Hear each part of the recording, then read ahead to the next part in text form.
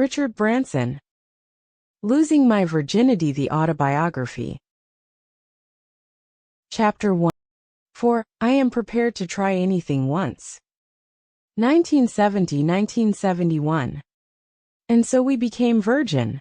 Looking back at the various uses to which we've since put the virgin name, I think we made the right decision.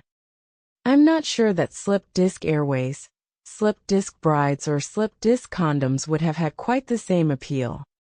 Our tiny sample of market research proved correct.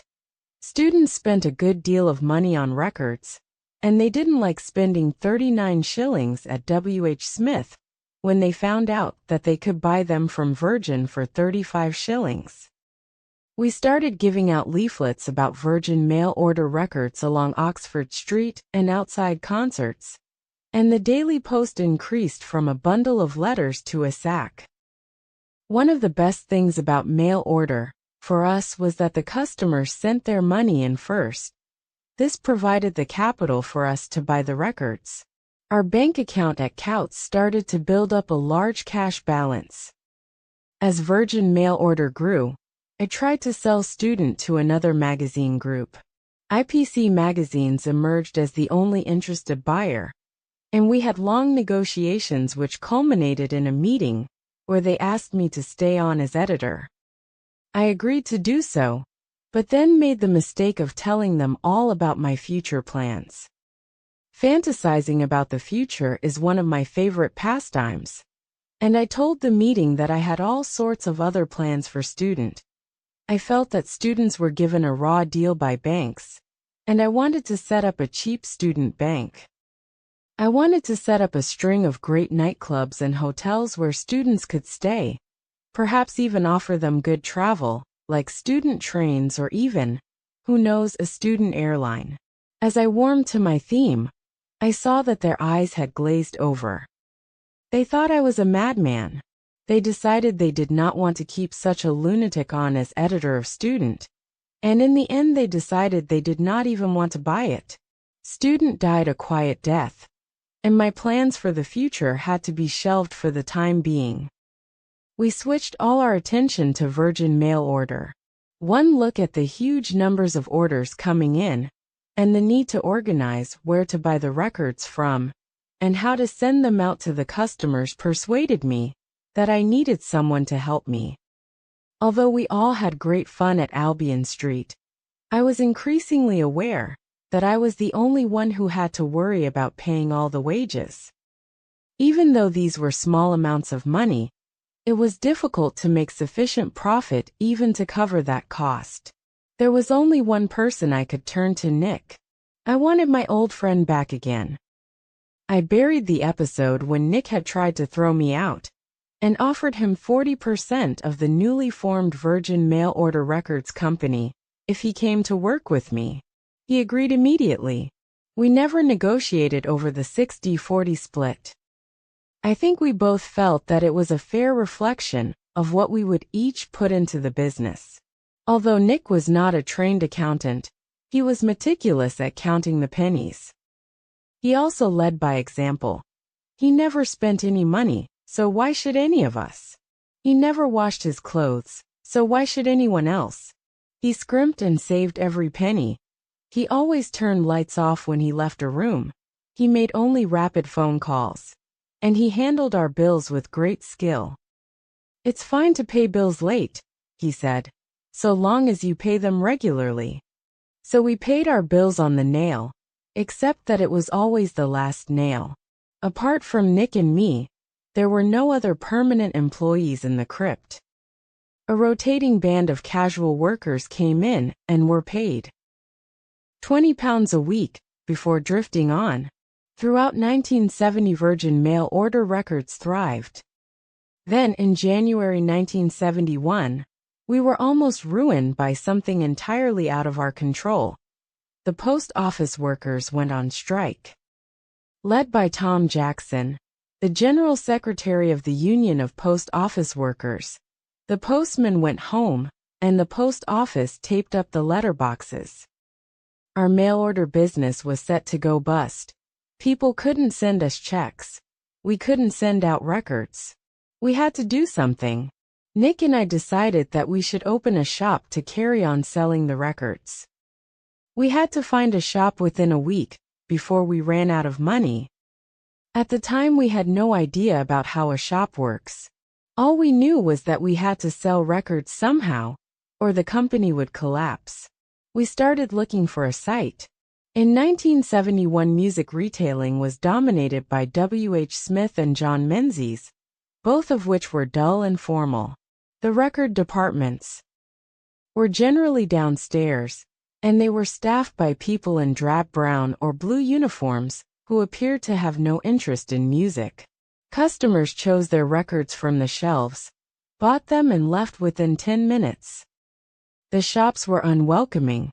There was little sympathetic service and prices were high. Although rock music was very exciting, none of that feeling of excitement or even vague interest filtered through to the shops that sold the records. The dowdy staff registered no approval or interest if you bought the New Doors album. They just rang it up on the till, as if you had bought Mantovani or Perry Como. It was all the same to them. Nor did they seem particularly enthused about putting in a special order for the Van der Graaf Generator or Incredible String Band record that had been reviewed in Melody Maker that week. None of our friends felt at home in record shops.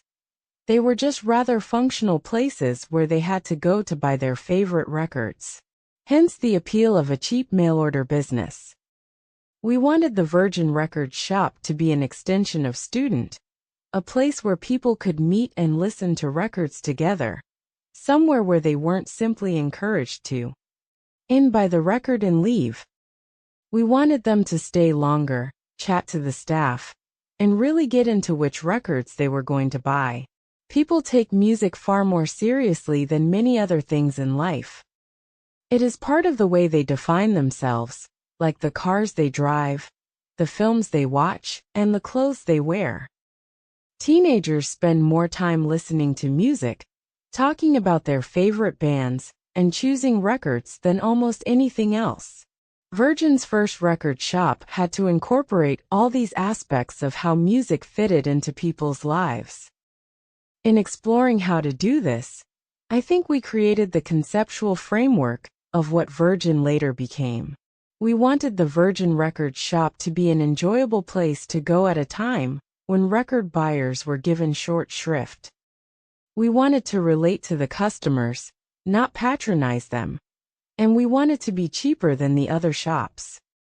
To achieve all this was a tall order, but we hoped the extra money, which went on creating the atmosphere, and the profits we forfeited by selling cheaply, would be more than made up for by people buying more records. Nick and I spent a morning counting people walking up and down Oxford Street, compared with people walking along Kensington High Street. Eventually we decided that the cheaper end of Oxford Street would be the best site. We knew that we couldn't rely on people knowing about the Virgin Records shop and making a special trip to buy a record. So we had to be able to attract passers-by into the shop on impulse. At the exact point where we counted the most people walking along the street, we started looking for an empty property. We saw a shoe shop with a stairway leading up to what looked like an empty first floor, so we went upstairs to see what it was like. "What are you doing?" a voice called up to us. "We're looking to set up a shop," we said. "What kind of shop?" Nick and I came back down the stairs and found the owner of the shoe shop blocking our way. "A record shop," we said. The owner was a large, square Greek called Mr. Alachuzos. "You'll never pay the rent," he said. "No, you're right," I said. "We can't afford any rent. But we'll attract lots of people past your window, and they'll all buy shoes." "What kind of shoes?" Mr. Alachuzos' eyes narrowed. "Jesus sandals are out," Nick said. "Do you sell any Doc Martens?" We agreed that we would fit out the record shop, and that we could occupy it for no rent until somebody else came along and wanted it. It was, after all, just an empty space. Within 5 days we had built shelves, put piles of cushions on the floor, carried a couple of old sofas up the stairs, and set up a till. The first Virgin Records shop was ready for business. The day before opening, we handed out hundreds of leaflets along Oxford Street offering cut-price records. On the first day, a Monday, a queue over 100 yards long formed outside. I was on the till when the customers started coming through.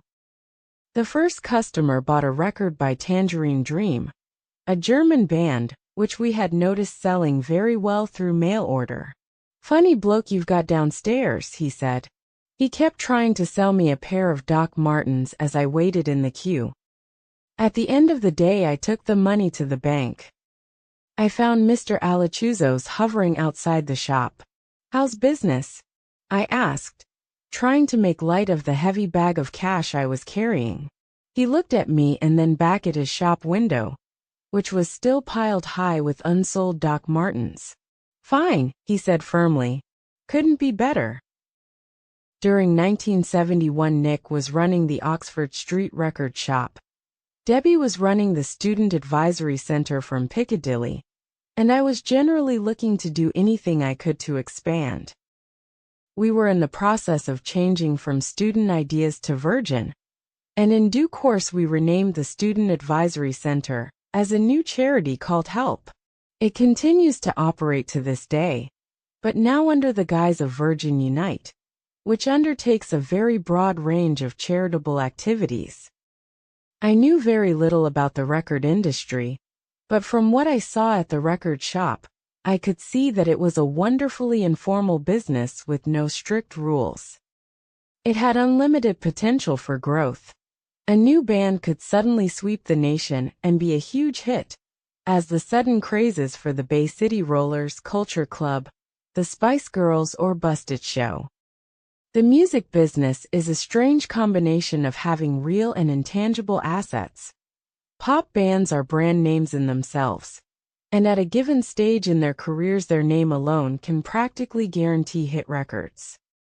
But it is also an industry in which the few successful bands are very, very rich, and the bulk of bands remains obscure and impoverished.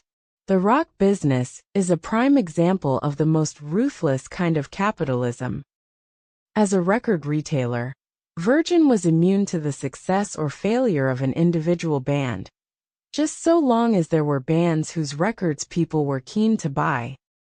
But we were restricted to living off our retail margin, which was small, and I saw that the real potential for making money in the record industry lay in the record companies. For the time being, Nick and I concentrated on building up the image of our shop. We continued to work on different ideas to make our customers as welcome as possible. We offered them headphones, sofas, and beanbags to sit on, free copies of New Musical Express and Melody Maker to read, and free coffee to drink. We allowed them to stay as long as they liked and make themselves at home. Word of mouth began to spread, and soon people began to choose to buy records from us rather than from the big chains. It was as if they thought that the same album by Thin Lizzy or Bob Dylan somehow had a greater value if bought at Virgin rather than at Boots. I felt enormous pride whenever I saw people carrying Virgin paper bags along Oxford Street. Our staff began to report that the same people were coming back every couple of weeks. With a loyal customer base, Virgin's reputation began to grow. At the other end of the spectrum from buying records, the recording studios, I heard that conditions were extremely formal. Bands had to check in at an appointed time, bring all their own equipment and set it up, and then leave according to the set timetable, taking all their equipment with them. Since the studios were so overbooked, bands would often have to record straight after breakfast. The idea of the Rolling Stones having to record Brown Sugar straight after finishing their bowls of cornflakes struck me as ridiculous. I imagined that the best environment for making records would be a big, comfortable house in the country, where a band could come and stay for weeks at a time, and record whenever they felt like it, probably in the evening. So during 1971 I started looking for a country house that I could convert into a recording studio. In one copy of Country Life, I saw a fairy tale castle on sale in Wales for just £2,000. It seemed a bargain. I drove off to see it with Tom Newman, one of the early recruits to the Virgin Mail Order Company. He was a singer who had already released a couple of records, but was more interested in setting up a recording studio. When we arrived at the castle, we realized that the sales details had inexplicably forgotten to point out that this castle was actually in the middle of a housing estate. Feeling tired and disappointed, Tom and I turned back and set off on the 5-hour drive back to London. Thumbing through Country Life on the way home, I saw an advertisement for another property, the old manor house at Shipton-on-Cherwell, some 5 miles north of Oxford. We turned off the road, followed the signs to Shipton-on-Cherwell, drove through the village, and then turned down a dead end which led to the manor. The gates to the manor were locked, but Tom and I climbed over the wall and found ourselves in the grounds of a beautiful 17th-century manor house built with yellow Cotswold stone, which glowed in the late afternoon sunshine. We walked round the outside of the house, and both realized that this would be perfect. When we called the estate agent the next morning, we discovered that the manor had been on the market for a long time. With over 15 bedrooms, it was too big for a family house, but too small to be converted into a hotel. The asking price was £35,000, but he agreed £30,000 for a quick sale. I went in to see Coutts, this time wearing a suit and a pair of black shoes, and asked for a loan. I showed them the sales figures which Virgin Mail Order and the Virgin shop on Oxford Street were achieving. I don't know how impressed they were by them, but they offered me a mortgage of £20,000. Some years later, Coutts told me that if I ever came in to see them looking remotely smart, they knew I was in trouble. The Coutts loan was a breakthrough for me.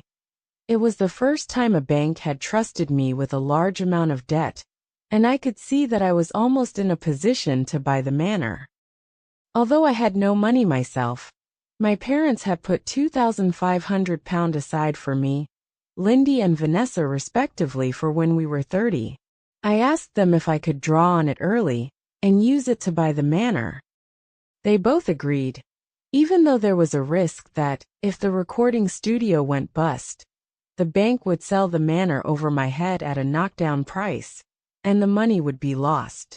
I was still looking at a shortfall of £7,500. We were talking about the manor over Sunday lunch at Shamley Green, when my dad suggested that I go and see Auntie Joyce. Auntie Joyce had no children of her own, and had always been devoted to us. Her fiancé had been killed in the war, and she had never fallen in love again. She lived in Hampshire, and I drove over to see her that afternoon. As always, she was both very straightforward and very generous. She had arranged everything. "Ricky, I've heard about this manor," she told me, "and I gather that Coutts have lent you some money." "Yes, but not quite enough." "No. Well, I'll step in with the balance. I want the same interest as Coutts," she said. "But you can delay paying it to me until you are able to." I knew that Auntie Joyce was being extraordinarily kind to me, and had probably accepted that she would never see the money again. What I didn't know was that she had remortgaged her house to raise the £7,500 to pass on to me, and was having to pay interest on it herself. When I started thanking her, she brushed me aside. "Look," she said, "I wouldn't lend you the money if I didn't want to. What's money for anyway? It's to make things happen. And I'm sure you'll make things happen with this recording studio, just as you won that 10 shillings off me when you learnt to swim." I promised to myself that whatever happened, I would repay that money to her, with interest on top. I had only dealt with the estate agent over the telephone, but after the money was transferred, and I had bought the manor. I went to pick up the key. I wandered into his office. "Can I help you?" he said, no doubt wondering what a scruff like me could possibly want in a smart estate agent's office. "I've come to pick up the key to the manor," I said. "I'm Richard Branson." He looked astonished. "Yes, Mr. Branson." He pulled out a large iron key. "Here you are. The key to the manor. Please sign here." And with a flourish on his paper, I picked up the key and drove off to take possession of the manor. Tom Newman, together with his friend Phil Newell, immediately set about converting the manor outhouse into a recording studio. He wanted to install a state-of-the-art 16-track Ampex tape machine together with the best of everything else he could think of: a 20-channel desk, quadraphonic monitoring, phasing and echo facilities, and a grand piano. We both wanted to ensure that everything was as good as the best studio in London. The manor gradually took shape. Every weekend I drove up with Nick, and we would camp on the floor and knock out the partitions which had been put across the fireplaces, strip off the lino to get down to the original flagstone floors, and paint the walls. Lindy also came up and helped, as did most of the people involved in Virgin Records. Mum arrived one day with a grandfather clock she had just bought at Phillips. "You'll need this," she said. We put it in the hallway and kept our money in the casement. It's now standing in the Virgin upper-class lounge at Heathrow, but without the money stuffed inside. When the lease on Albion Street expired, I moved in with some friends around Notting Hill for a while, as we carried on working in the crypt. Soon we were too crowded to stay in the crypt, and we found an old warehouse in South Wharf Road, near Paddington Station, which became the base for Virgin Mail Order. One day I found myself driving beneath the Westway and into Maida Vale. As I drove over a humpback bridge, I saw a line of houseboats moored along the canal. With the water lines of trees, boats brightly painted in reds and blues with flower pots on their rooftops, and various ducks and swans nosing around, it felt as if I was suddenly in the countryside. Since I was brought up running wild in the country, I didn't really like living in London, and often felt that I never saw the sunshine or breathed any fresh air. Ever since our summer holidays in Salcombe, I had always loved the water and the smells of boats, oil, tar and ropes. I drove round to the local council office. They told me to go to the water board, which was responsible for allocating houseboats. They warned me that there was a long waiting list. If I applied now, I might eventually be allocated one in about 5 years' time. I didn't bother to apply, but drove back to Little Venice, hoping to find somebody on a houseboat who could tell me how to rent one. I felt sure that there must be a way round the system. As I drove down Blomfield Road along the canal, my car broke down. This was not unusual. I got out and stared hopelessly at the bonnet. "Do you want a hand with that?" someone called out in an Irish accent. I turned round and saw an old man on top of a houseboat fiddling with the stovepipe chimney. "It'll be all right," I said, wandering towards him. "What I'd really like a hand with is how to live on one of these boats." Brendan Foley straightened up. "Well now," he said, "there's a thing." He took out a pipe and lit it, obviously delighted to have an excuse to stop work. "You should go along to that boat over there," he said. "I've just sold it to someone, and that young lady has moved in. Now I don't know, but there are 2 bedrooms, and she might be looking for a lodger. You'll have to go through a little wooden gate and along the towpath. She's the last boat before the bridge, and she's called Alberta." I walked along the road, pushed open the leaning wooden door, and walked along the narrow towpath. At the last boat, I peered into a round porthole and saw a fair-haired girl bent over in the kitchen. "Hello," I said. "You must be Alberta." "Don't be silly," she said, turning round. "That's the name of the boat. I'm called Mundy. Can I come in?" I asked. My car's just broken down, and I'm looking for somewhere to live. Monday was beautiful. Not only was she beautiful, but she had just moved a bed on board. We sat down and had some lunch, and before we knew what we were doing, we were lying on the bed making love. Her name was Monday Ellis, and I stayed the night with her that night, and moved my suitcase on board the next morning. She had a Labrador called Friday, so with Monday and Friday I had the week pretty well sewn up.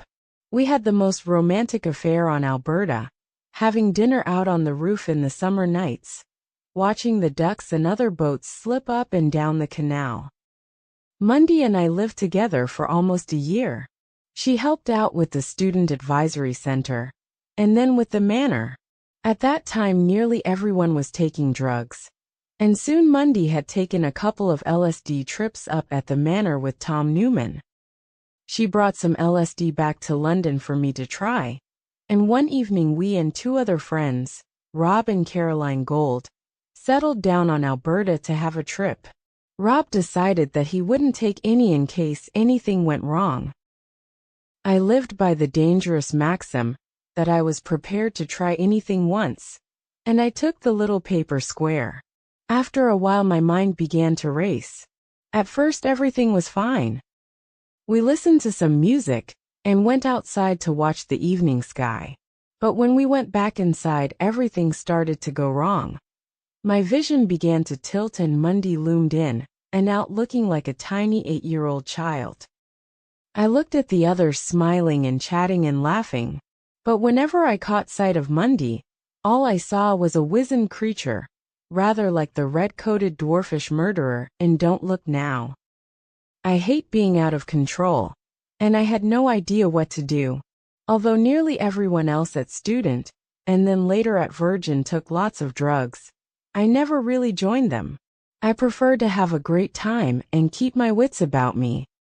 I know that I've got to get up early the next morning, and so I've rarely been able to get smashed the night before. Utterly unused to this kind of thing, and with the LSD charging through my system, I couldn't think straight. I finally went back outside and lay looking up at the sky. Monday came out and hauled me into bed. When we started making love, I kept my eyes tightly closed, dreading what I would see if I opened them. By the time the LSD trip was over, it became clear that my relationship with Monday was also over. Even though she stopped looking like a murderous dwarf the next morning, I was never able to look at her in the same way again. Soon afterward Monday left Alberta and went up to the Manor to move in with Tom Newman. 5. Learning a lesson. 1971. Throughout the spring of 1971, Virgin Mail Order attracted many more customers. But although the company was growing, we were losing money. We offered large discounts on all records, and by the time we had spent money on the telephone calls to order them, paid for the postage, and accounted for the staff and the shops, we weren't keeping up. Sometimes our customers pretended that they hadn't received the records, so we would have to send out a second copy, and often a third and a fourth and so on. All in all, we were gradually losing money, and before long we were £15,000 overdrawn. In the spring I received an order from Belgium for a large number of records. I went to the record companies that published those records, and bought them without paying the purchase tax, which we had to pay on records sold in the UK. I then borrowed a van and drove down to Dover to take the ferry across to France, and then drive on to Belgium. Some papers were stamped at Dover to confirm that so many records had been exported, but when I arrived at Calais I was asked for another document, a carnet which proved I wasn't going to sell them en route in France. The British and the French authorities both charged purchase tax on records, while Belgium charged nothing, so the records in my van were effectively bonded stock. I did not have this carnet, and to my disappointment was forced to go back to Dover on the ferry, with the records still in my van. However, as I drove back to London, It dawned on me that I was now carrying a vanload of records that had apparently been exported. I even had the customs stamp to prove it. The fact that the French customs had not allowed me through France was unknown.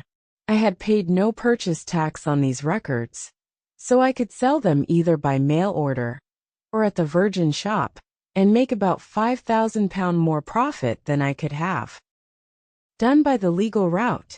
2 or 3 more trips like this, and we would be out of debt, as well as the £15,000 debt of Virgin Records I had taken on the £20,000 mortgage on the manor, and the cost of converting the outbuildings into a recording studio. It seemed like the perfect way out. It was a criminal plan, and I was breaking the law, but I had always got away with breaking rules before. In those days I felt that I could do no wrong, and that, even if I did, I wouldn't be caught. I had not yet reached my 21st birthday, and somehow the normal everyday rules of life didn't seem to apply. On top of all this exuberance, I was about to fall head over heels in love with a beautiful American girl called Kristen Tomasi.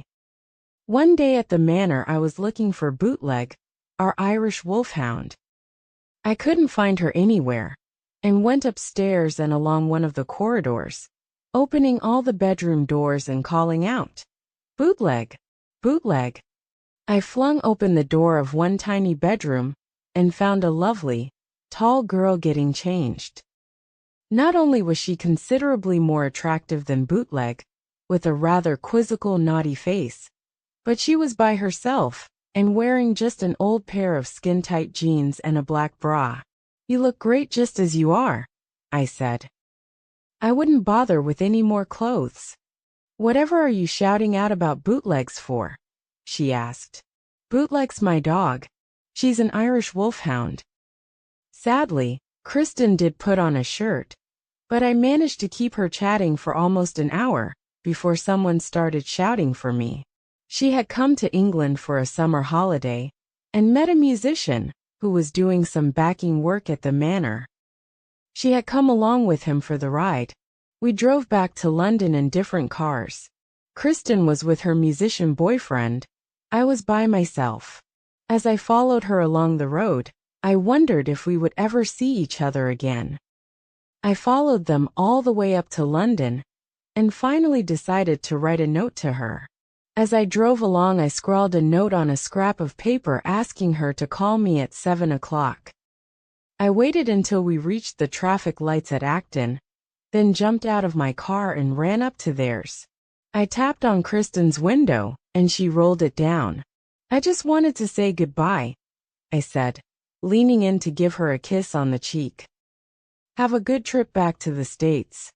As I said this, I secretly slipped my hand inside the car, reached down, and pushed my note into her left hand. As Kristen's fingers closed round mine, I let go of the note. I smiled across at the boyfriend. "Hope the recording went well," I said to him. I hopped back into my car and drove back to Alberta. I sat by the telephone refusing to make any calls, which was most unlike me, until 7 o'clock. Then the phone rang.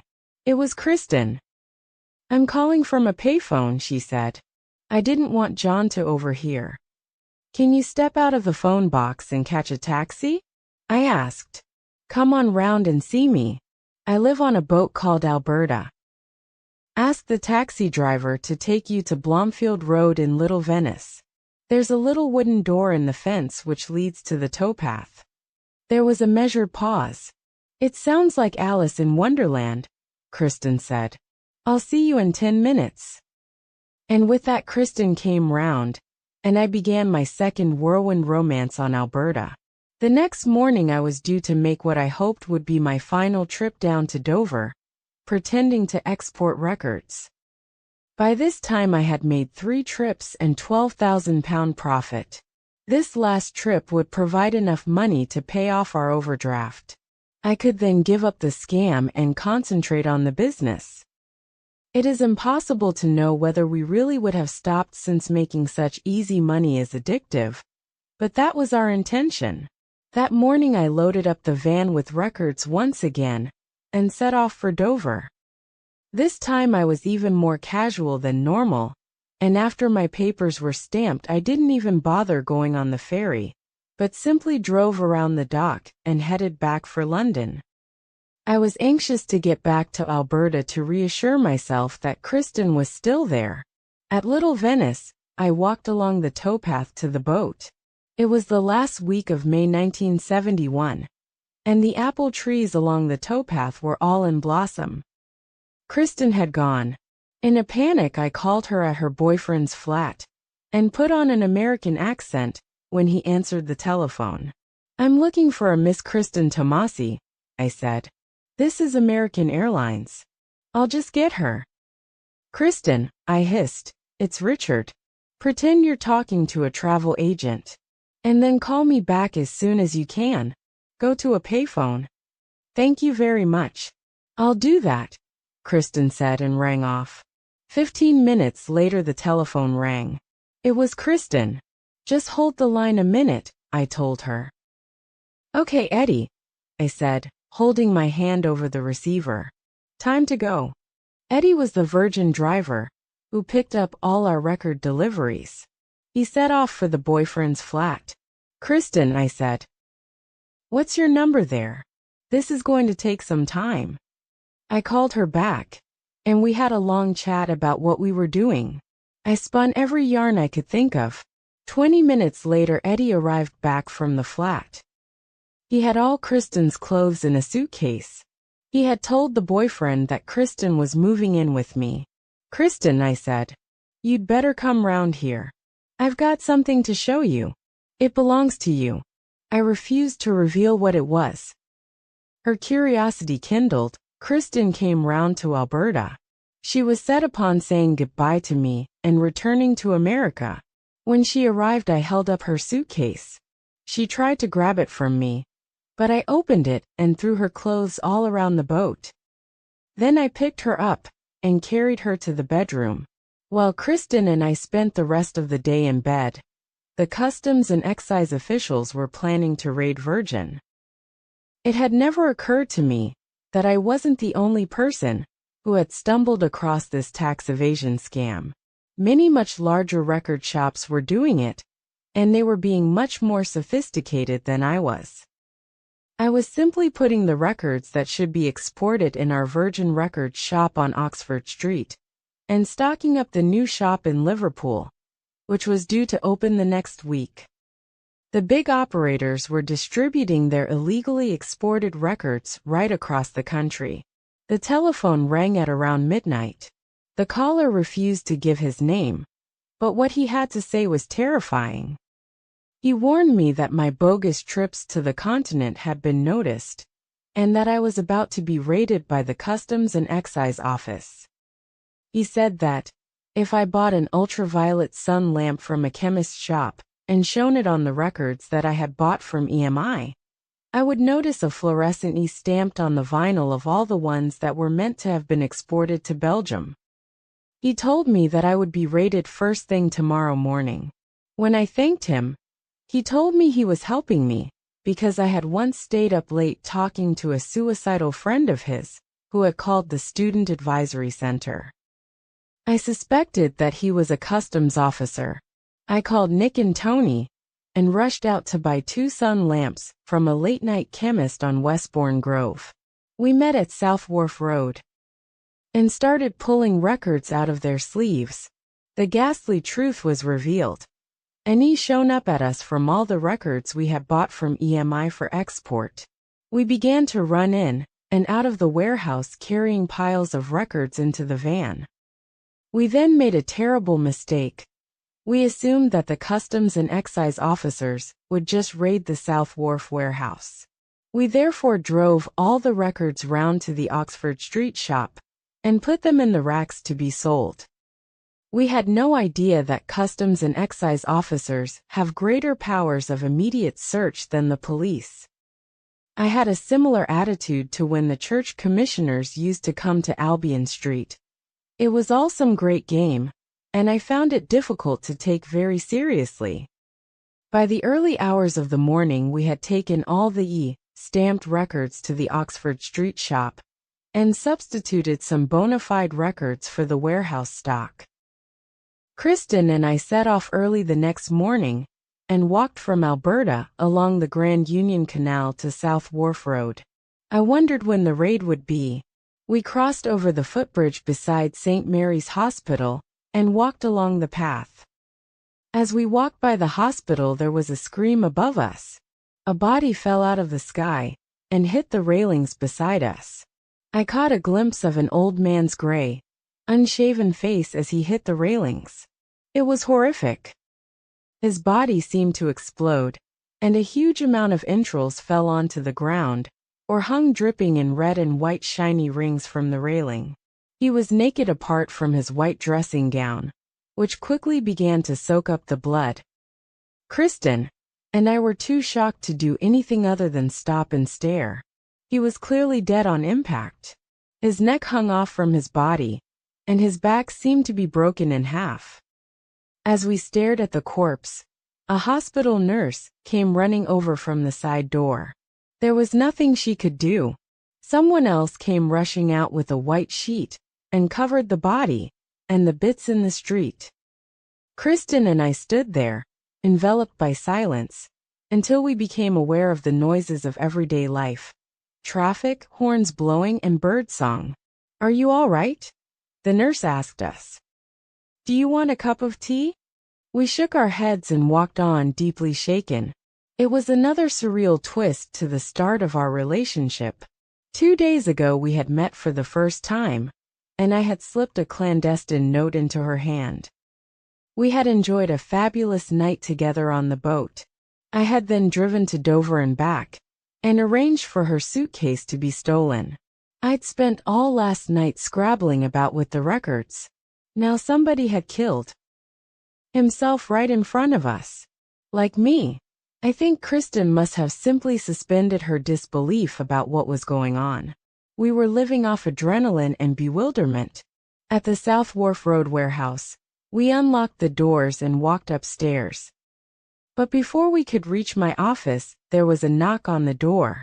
I opened it to find 7 or 8 men in brown macks. "Are you Richard Branson?" they said. "We're Customs and Excise, and we've got a warrant to inspect your stock." These men were rather different from the 2 dowdy little accountants I had been expecting. They were bulky, tough men, and very threatening.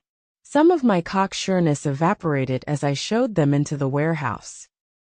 "You're meant to have gone to Belgium yesterday," one of them said. "You can't get back this quickly." I tried to laugh this off as I watched them begin to check all the records with their ultraviolet lamp. They grew increasingly worried when they couldn't find any marked records. I enjoyed their confusion, trying to conceal my hope that we would get away with it.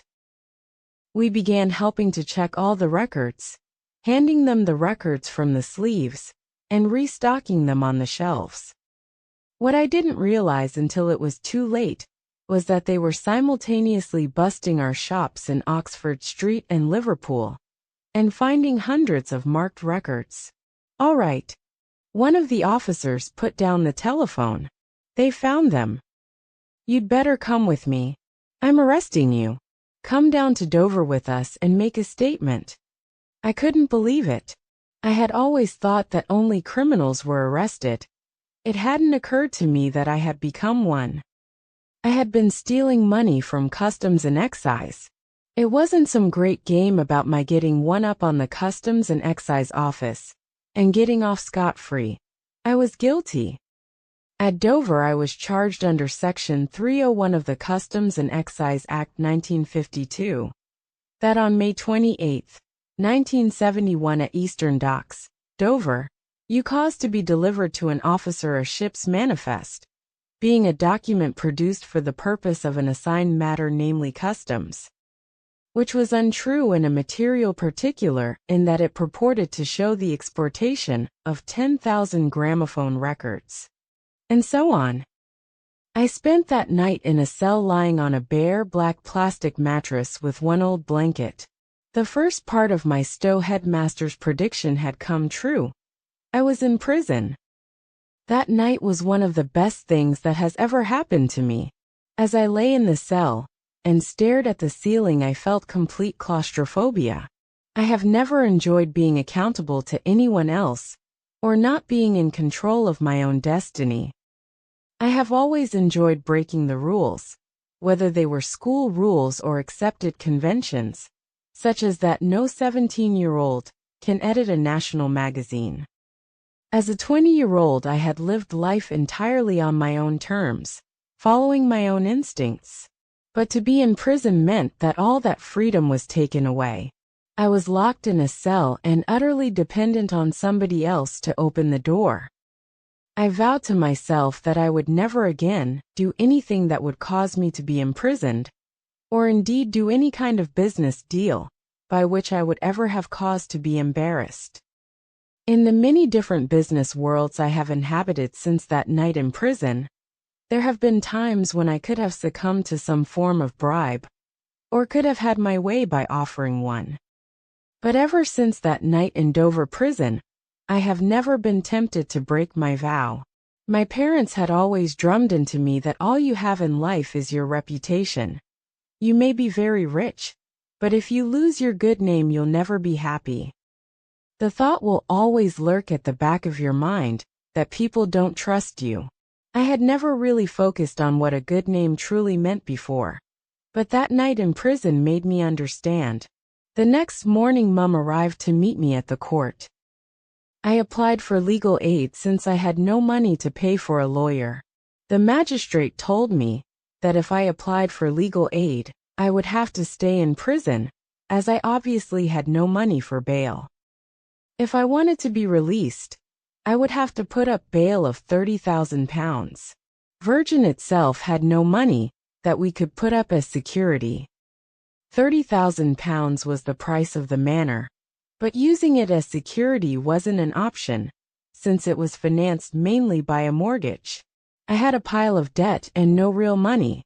Mum told the magistrate that she would put up Tanyard's farm, her home, as security. I was overwhelmed by the trust she showed in me.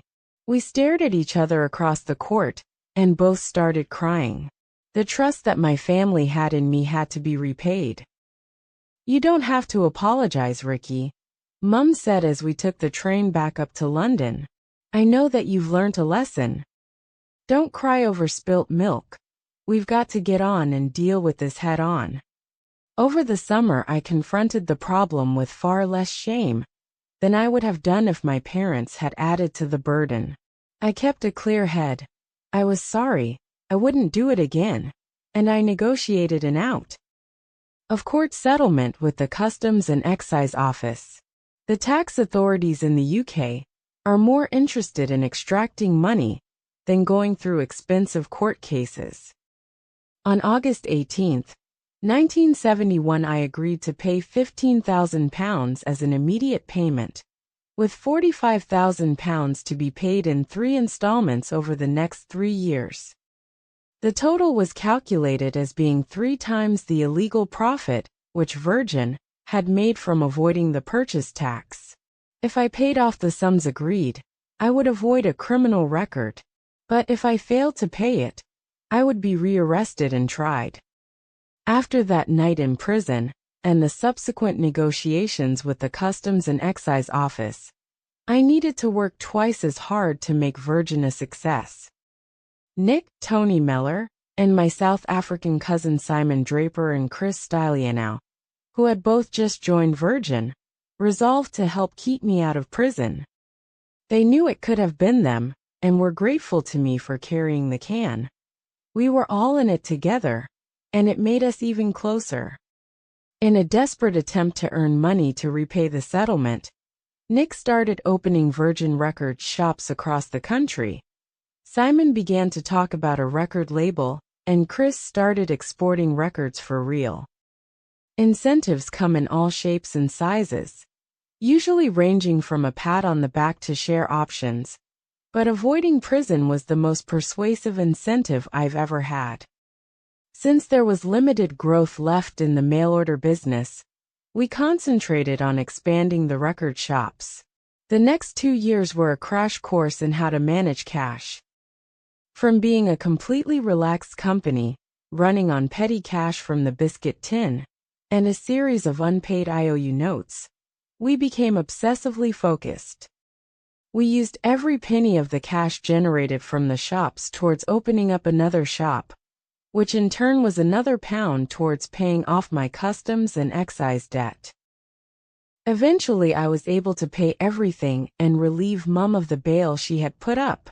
3 years later I was also able to repay Auntie Joyce her £7,500, with £1,000 on top for interest. If I had been unable to pay off customs and excise, the rest of my life could have been ruined.